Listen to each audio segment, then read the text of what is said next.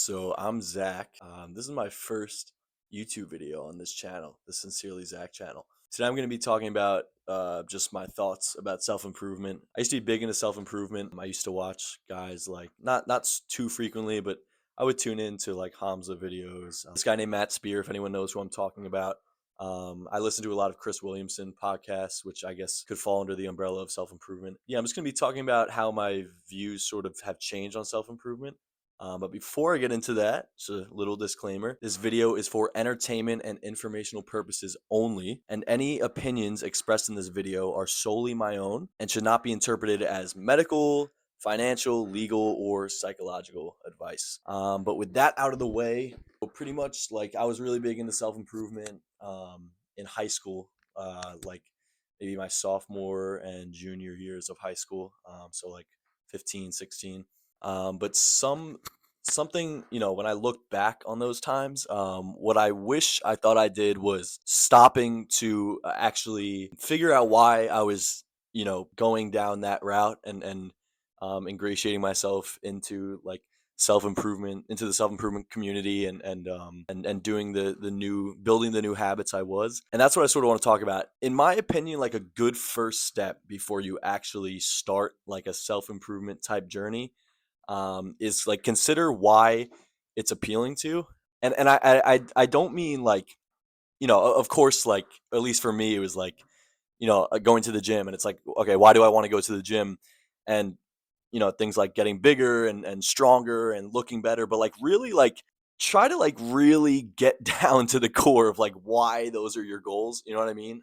And some like, that's going to require like some deep self-reflection, and like deep thought, because it's possible that you'll start to pick up on some of your thought patterns and perceptions about yourself.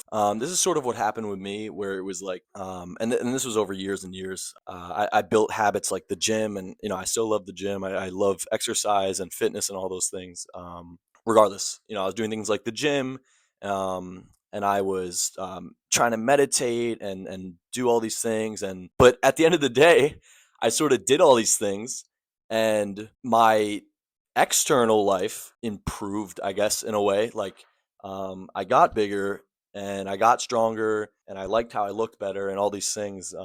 But at the end of the day, a lot of that was vanity. And then another issue looking back on, in my experience, and I see this with some people too, it can be easy to sort of like have this pride build up when you start getting these better habits, because the reality is like a lot of the average person, probably, I can't say this for certain, but I would speculate that the average person like isn't on self-improvement. But I guess the best way I could sum it up is my friend Dan. I was talking to him about self-improvement and self-help stuff the other day, and he put it perfectly. Essentially what he said is self-help and self-improvement can be great for changing behavior, which I agree with, and I think other people may agree with me, but it doesn't do a great job at like really helping you explore the self, and like who you are and what really makes you happy, I guess, if that makes sense. I'm sort of butchering what he said, but it was along the lines of that.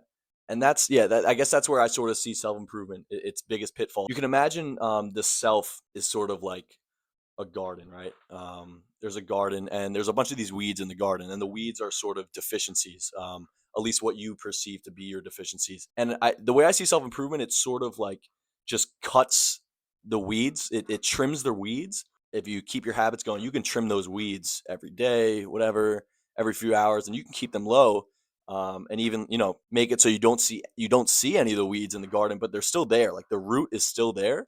So the question is like, how do you pull those roots out? I think when it comes to pulling the whole root out and like really um, battling with some thought pattern, like your maladaptive thought patterns and these deficiencies that you want to change. Like I think that does just come down to like a very deep self-reflection, possibly like there's resources out there, there's mental health professionals like therapists, social workers, psychologists, etc. And of course this isn't medical advice, but like that could be a good resource for people to sort of pull those things out.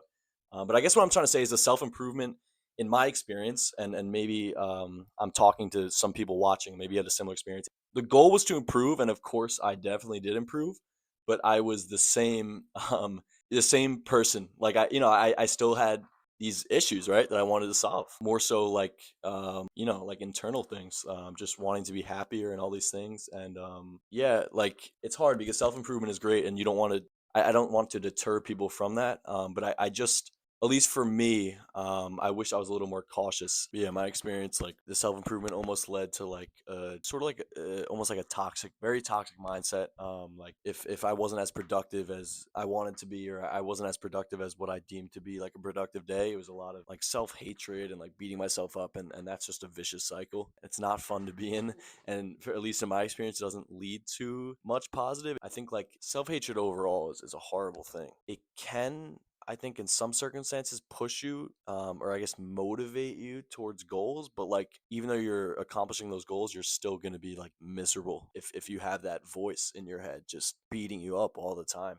It's just so toxic. And that's something that I feel like stemmed a little bit from self improvement slightly for me. So that's why moving forward, whenever I'm embarking on like any self improvement things, I'm very cautious and careful to make sure that I'm not tying my self worth essentially to my goals and how I'm performing. But yeah, like I guess all in all, like the point of this video is just self improvement can be great, but you also it's important to recognize that self discovery, in my opinion, is just as important. And that's why. And I use Achilles, the Greek character from mythology, as the thumbnail, because I guess the way I see it is self improvement is sort of like, you're putting on this armor, and the armor works and it benefits you, but there's a sensitive weak spot that you're not really accounting for. And that would be, I guess, sort of like your own psyche, and your being, and who you are, and really what you want out of life, and who you want to be as a person. There that area sort of is left unprotected, and it's vulnerable just in general, and that can potentially cause problems down the line. Speculate that a lot of people tend to jump into self-improvement as like a pursuit of happiness type of thing, and I don't know if I'm skeptical of that approach, because I think it can in some cases do more harm than good, because you get to a point where it's like, if I achieve this goal, I'll be happy. Like that's sometimes things that people can think, and that again, that's also like a vicious cycle. Like, if I just achieve this, I'll be happy. And at least in my experience, I've had things like that. I've achieved them, and you're just back at, you have this achievement, you have this thing on your resume, or you have this experience that's great and cool, but you're the same person, and your actual like disposition hasn't changed, and you're sort of just like stuck again. And that's why I think like the self discovery is so important. Yeah, like I don't know, we feel like self improvement is more, if we're going more into like psych type stuff. Like I think self improvement, it's more related to like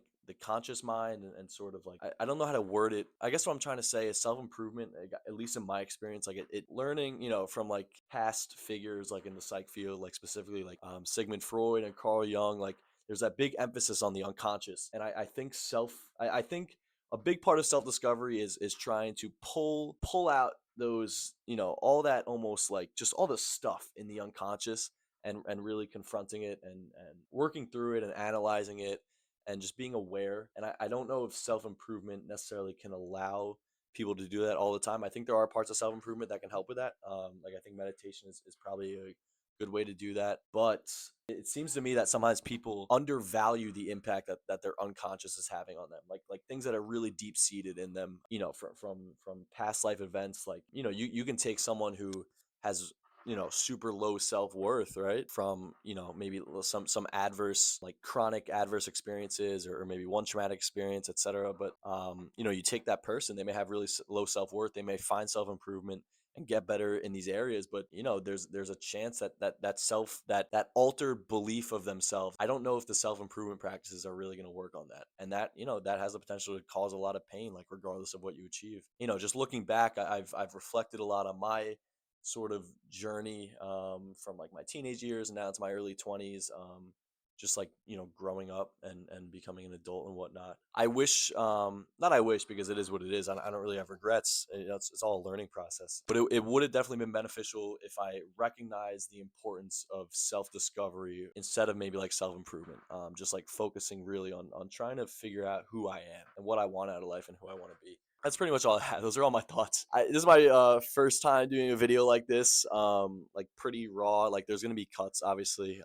So just let me know how I did. I may have just said a bunch of nothing. Maybe this resonates with somebody watching. That would be great. If it does, if it doesn't, too bad, you know. I'll just have to, I guess, do better next time. My socials are in the description, and you can feel free to like and subscribe. And yeah, I mean, I'm just some random guy making some videos in my basement. But if there's any topics you'd like to hear me speak about, you could always put it in the comment section. I'd love to just give my thoughts and whatnot. If you made it to the end, thank you for watching. Yeah, just stay safe, stay healthy, and stay curious. Yeah.